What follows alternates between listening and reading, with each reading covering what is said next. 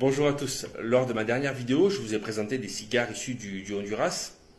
Ce soir, je vous propose un autre terroir avec des tabacs un petit peu plus forts, un petit peu plus corsés, mais toujours très abordables. Je vais vous parler du Nicaragua. Alors, j'essaie de faire assez vite, je ne vais pas pouvoir trop rentrer dans le détail des saveurs parce que j'ai quand même 7 cigares à vous présenter. On va commencer par le Brick House, une marque que j'affectionne tout particulièrement, que je fume assez régulièrement en live. Ce Brick House est une cape cubaine, mon chat est d'accord avec moi, une cape cubaine, une sous-cape et une triple nicaraguayenne. Et c'est la marque de cigares qui a obtenu le plus de distinctions dans le monde. Et le cigare est élu cigare de l'année en 2017. On va passer ensuite au Flor d'Oliva. Alors c'est un des meilleurs rapports qualité-prix dans la gamme nicaraguayenne, avec un cigare à 5 euros. C'est un taureau, vous pouvez le trouver à l'unité, soit sous blister par paquet de 5.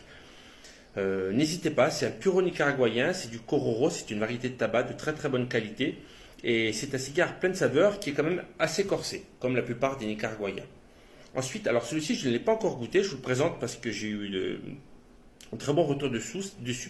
C'est le CAO, c'est la gamme Cameroun.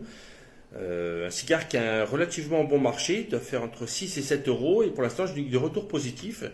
Et je ne manquerai pas de vous faire une petite dégustation à l'occasion. On reste chez CAO avec la marque, avec la gamme Pylon de chez CAO. Là, il s'agit d'un Churchill. C'est au Pylon. Pylon pourquoi? C'est la méthode du Pylon. C'est une méthode qui consiste à stacker, à empiler les feuilles de tabac pour les faire vieillir. Pareil, CAO, un cigare globalement assez poivré, qui a un très très bon rapport qualité-prix. C'est un cigare qui doit faire entre 8 et 10 euros. Je n'ai plus trop le prix en tête. Toujours chez CAO, qui a une gamme très très large de cigares. Je ne vous les présente pas tous, je ferai une autre vidéo prochainement. Le CAO Zocalo, qui reprend le drapeau du Mexique. C'est un blend, un mélange de tabac nicaraguayen et mexicain.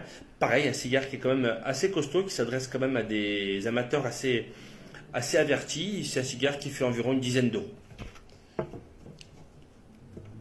Un cigare, une marque de cigare qui fait partie de mon top 3, c'est l'Undercrown.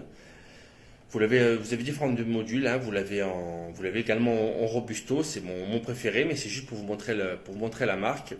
Undercrown, c'est pareil, c'est un blend. C'est vraiment un cigare que je vous recommande avec le Plasencia que je vais vous présenter juste après. C'est vraiment un de mes cigares de prédilection. Et puisqu'on parle du Plasencia, on garde le meilleur pour la fin. Je vous en parle à tous mes lives. Plasencia Almafuerte Sixto 2. Chaque fois qu'on me demande quel est mon cigare préféré, voilà, c'est celui-ci. C'est le Plasencia Almafuerte Sixto 2 Hexagone. Son nom complet, c'est un petit peu long. On l'appelle l'Almafuerte, ça ira beaucoup plus vite.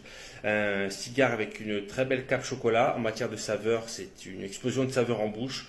Cacaoté, café, poivré, des notes de cuir, des notes épicées. C'est vraiment une merveille. C'est un cigare qui est un petit peu cher, qui fait quand même dans les 25 euros.